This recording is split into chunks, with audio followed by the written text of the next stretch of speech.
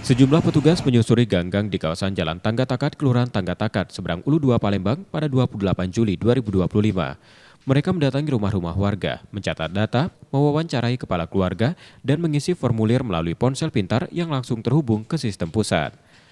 Pemutakhiran data keluarga kembali dilakukan Dinas Pengendalian Penduduk dan Keluarga Berencana Kota Palembang. Selain di Seberang Ulu 2, kegiatan serupa juga berlangsung di 3 kecamatan lainnya, yakni Ilir Barat 1, Ilir Timur 2, dan Pelaju. Total sebanyak 31.243 kepala keluarga tercatat sebagai data pembaruan dan 886 kepala keluarga masuk dalam kategori baru. Langkah ini bertujuan untuk memperbarui, melengkapi, dan memperbaiki basis data keluarga Indonesia termasuk mencatat keluarga baru serta mutasi yang terjadi di lapangan. Memutakhirkan data yang sudah ada, karena pendataan ini dari tahun 2001 sampai dengan tahun 2025. Jadi jarak antara itu kan mungkin ada yang meninggal, ada yang masuk, ada yang dilahirkan.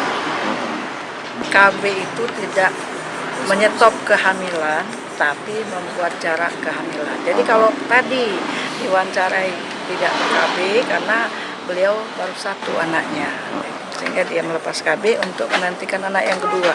Tentunya kami akan memfasilitasi, membantu di lapangan tentunya untuk menyukseskan kegiatan program yang dilaksanakan oleh Dinas KB Kota Palembang.